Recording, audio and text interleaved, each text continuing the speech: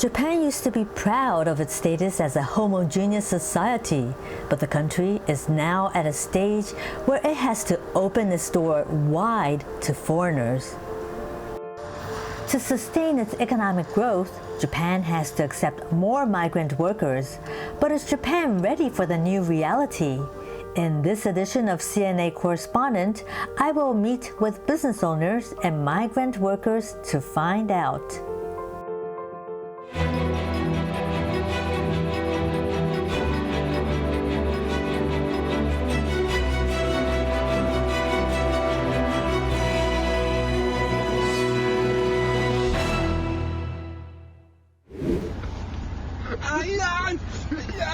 Videos of a Vietnamese worker in the western Japanese city of Okayama being abused sparked outrage. One of the videos showed the Vietnamese worker as being attacked physically. And in another video, he was seen as being repeatedly kicked and pushed around.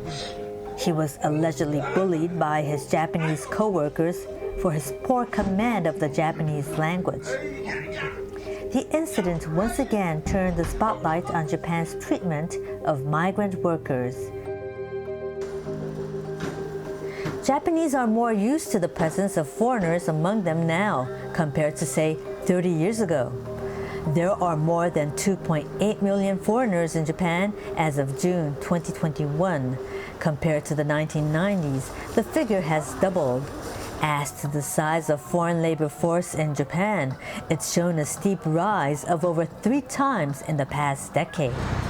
Vietnamese made up 26% of Japan's 1.7 million foreign workers as of October 2021. Most of them came to Japan under the Technical Intern Training Program, including the Vietnamese worker in Okayama City who allegedly suffered serious injuries after being abused by his Japanese co-workers. Since the abuse came to light, the treatment of technical trainees became a sensitive topic among the employers.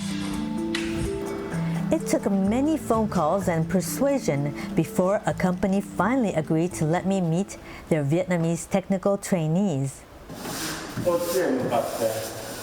Vietnamese workers Chang and Huy are hard at work at this construction site in the residential area of Shizuoka City. They are plastering wallpaper for a clinic supervised by Japanese craftsman Takeo Ota.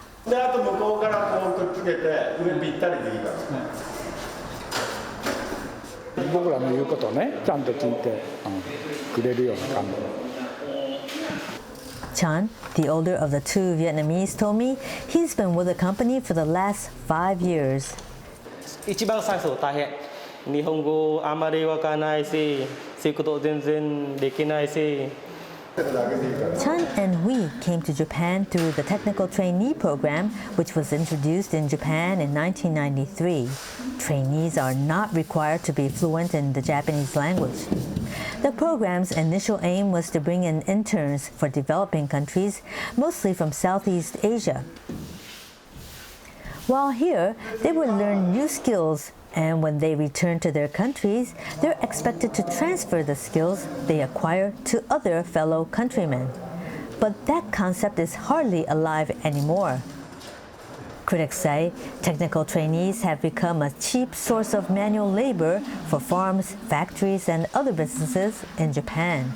And human rights groups accuse the Japanese government of turning a blind eye to it.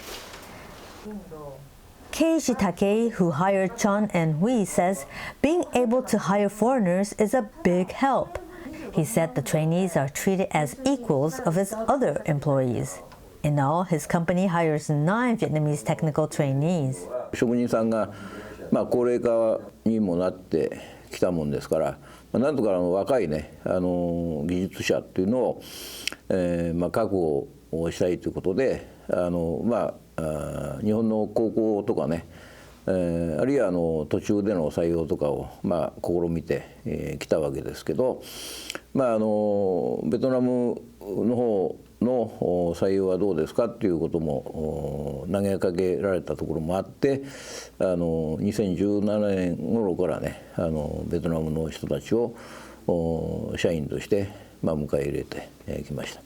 現場で働く若いね人たちを海外から確保できるっていうことが一番大きな利点ですね。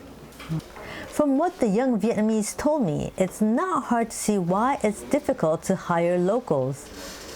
仕事が大変です。はい。どんなところが大変？いろいろです。毎日10回あれで。The hard work paid off. Their skill has been affirmed by the senior workers and are now seen as precious workforce for a company in a sector that's constantly facing labor shortages. ずっと入れっていうのは無理なんだけどさ、ある程度できてからねすぐいなくなっちゃうぐらい長く入れるようになればいいね。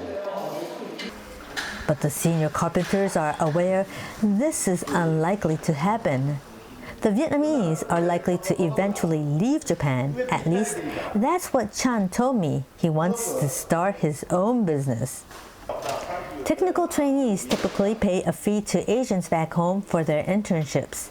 For the Vietnamese, it's up to 1 million yen, about 7,000 US dollars. Some become indebted even before they step foot in Japan. For Indonesians, the average fee they pay is smaller at about 2,000 US dollars.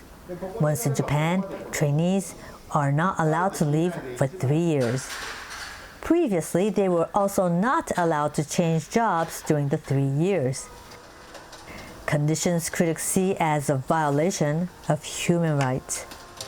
逃げてしまう失踪って言われている問題はやっぱ介護以外の分野ではかなり起こっていると言われていて、でやはりそうすると非正規滞在者になってしまいますので、私が一番心を痛めているのは、非正規滞在である実際にあったことですけども、仕事はなかなか選べない中で夜中のなんですか漁に出たんですかね、漁に出て船が転覆して亡くなってしまった。日本で亡くなる結局ベトナム人の若者が非常に増えた。Not all internships end in tragedy. For some, it leads to a path of new possibilities.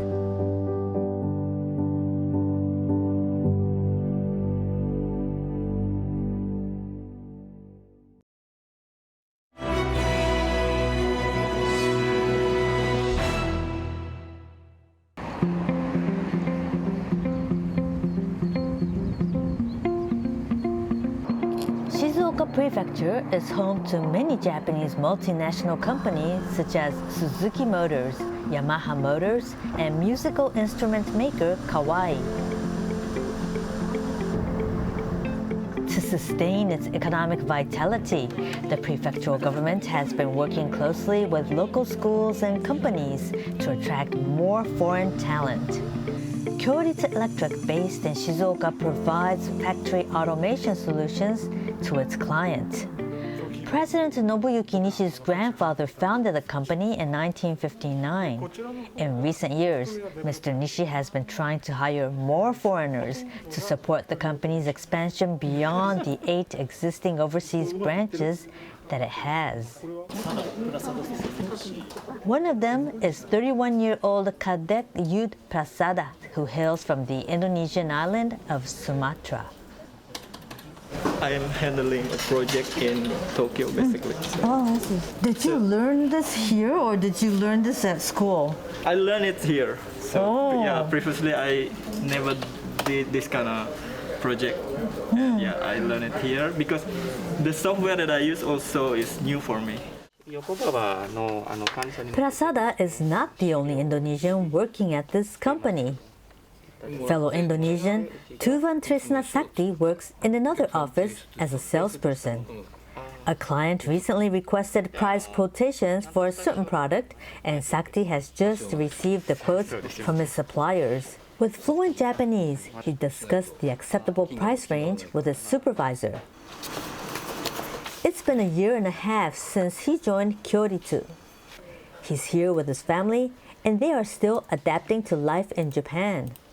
Actually, they don't speak Japanese at all when they first came here. But luckily, I got support from company, also from the local government. The local government give me advice and also give me some recommendation for what you call this in the education council.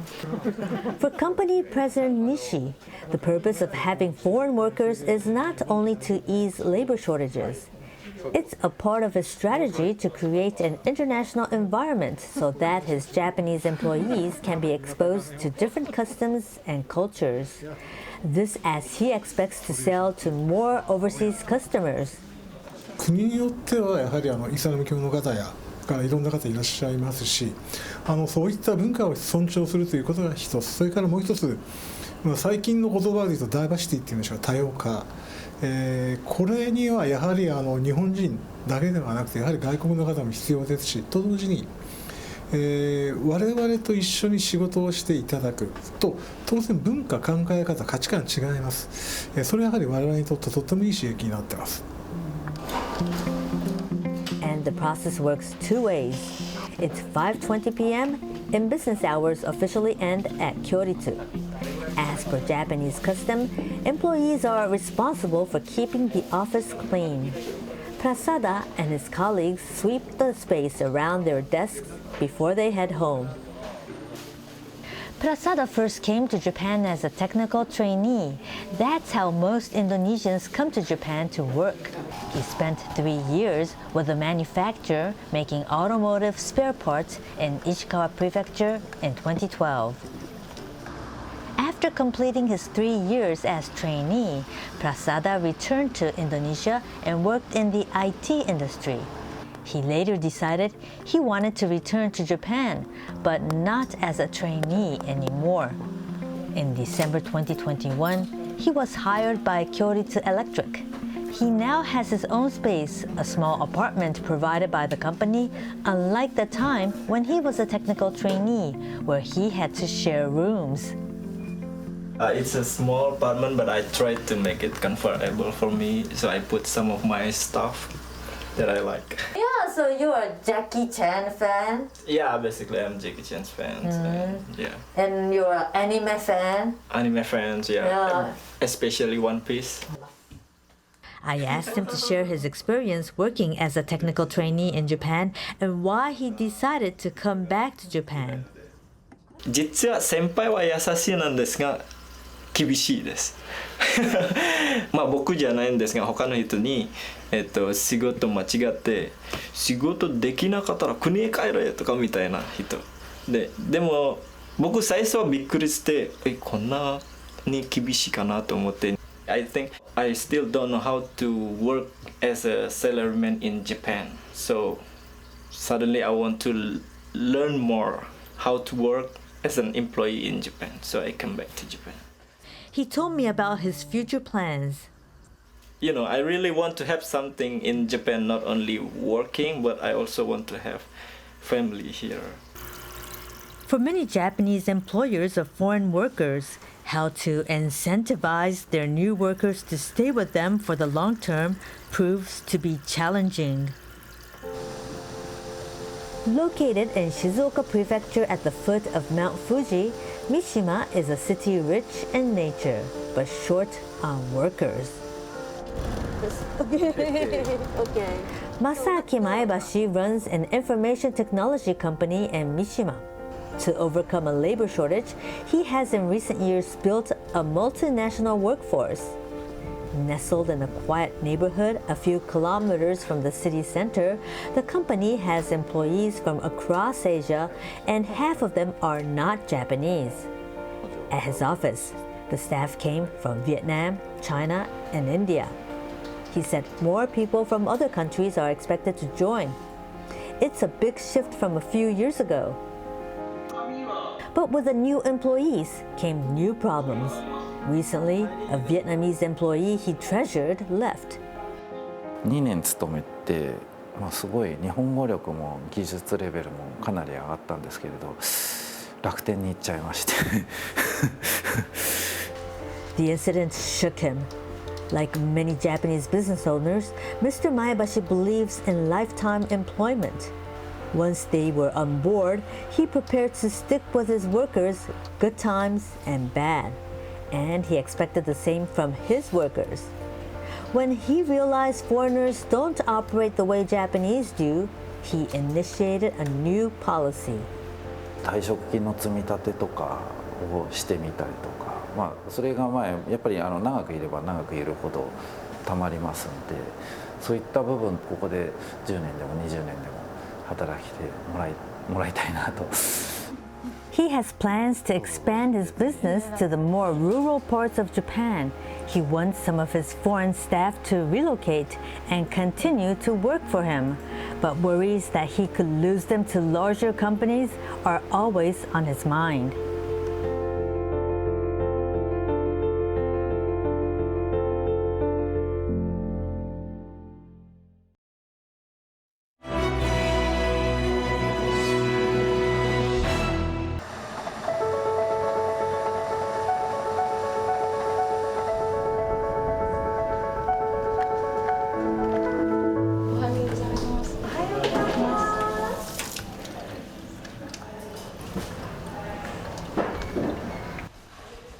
It's less than a month since Gwen T and Ni was assigned to this nursing home in Yokohama, which has 67 elderly residents. Ni arrived in Japan from Vietnam in April. It's 2 years later than she planned, as borders were closed due to the COVID-19 pandemic. She's one of 8 Vietnamese technical trainees hired by Sompo Care, one of Japan's largest elderly care companies with 23,000 employees. As she is new here, Ni has been doing basic tasks such as serving drinks to senior residents to keep them hydrated. She also keeps her eyes on elderly who are immobile. Japan's population aged 65 and over currently stands at just over 36 million, accounting for 28.9% of the total population. The elderly care industry in Japan is suffering from a severe shortage of care workers. According to the Health, Labor and Welfare Ministry, there are over 15,000 private elderly care homes in Japan, and the number is still growing. In 2020, the industry lacked 130,000 care workers. If this trend continues, by 2025, the gap will grow to 320,000. To ease the labor crunch, care homes have increasingly turned to foreign workers, although they can only hire them as technical trainees as they are not certified caregivers. To earn the status of a certified caregiver, when she is off duty, Ni joins her other colleagues to attend training courses provided by the company. Trainer Lee Mei-shan is from China. She explained to the young trainees that the average Japanese bathe not only to keep clean, but also to relax. Trainees are told to bear that cultural aspect in mind when they help the elderly bathe. Bathing support is advanced level caregiving. Ni and her colleagues may need a year to master the techniques. But so far, her performance has been satisfactory. 学ばなければならないようなこともありまして、落ち着いて対応しているというところ、あと基本的に優しいところですとか、言葉は通じなくても優しく寄り添って、ご利用者様が安心されているという様子があるので、そこは驚いてます。Ni came to Japan with experience working as a nurse back home, but she is not yet fluent in Japanese, as technical trainees are not required to be fluent in the language. I caught up with her again after her training session. なぜ日本に来たいと思ったんですか? Vì là Nhật Bản là cái việc mà đào tạo kỹ thuật rất là tốt. Bên cạnh đó thì máy móc cũng như là môi trường có nhiều máy móc hiện đại cũng như là tiên tiến, và cái việc mà học tập cách làm việc của người Nhật, với lại được thêm nhiều kiến thức quan trọng đó. While they are open to bringing in more foreign workers, Japan's elderly care companies have also been using technology to address care worker shortages. Sompo Care is one of them. Takamitsu Washimi, president of Sompo Care, is personally keen to advance his tool. Mr. Washimi had first-hand experience with caregiving at nursing homes. Once he took care of a woman with terminal cancer. 対抗感をしなきゃいけないと。その当時はこういうのもあったんですけど高かったし、なんかこんないいもんじゃなかったんですよ。その時にこの1時間おきにご利用者さんの体をこう変えてあげるっていう援助をしなくちゃいけなくて。With technology in place, he wants to free up staff to do what only humans can do. That's to interact and spend time with the senior residents. This includes the foreign workers. その方々が力にもなってくれるし、なんとか新しい文化も持ってきてくれるんですよね。勉強する姿勢とか、これってやっぱすごいいい影響を会社に与えてくれているので。And together he wants to change the image the general public has about elderly care as harsh, dirty, and underpaid.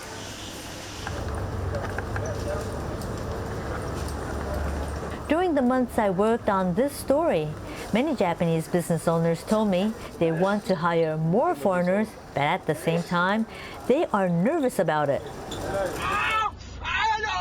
The abuse of the Vietnamese technical trainee that was shown at the beginning of the show, as I was told, was one of the worst cases.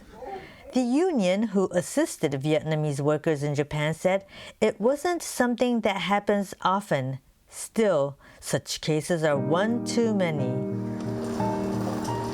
For Japan to be the top choice for foreigners to work and live in, its people must learn to be more accommodating to those who cannot speak Japanese and are of different cultures and values. As this demographic time bomb keeps ticking, there's no other option.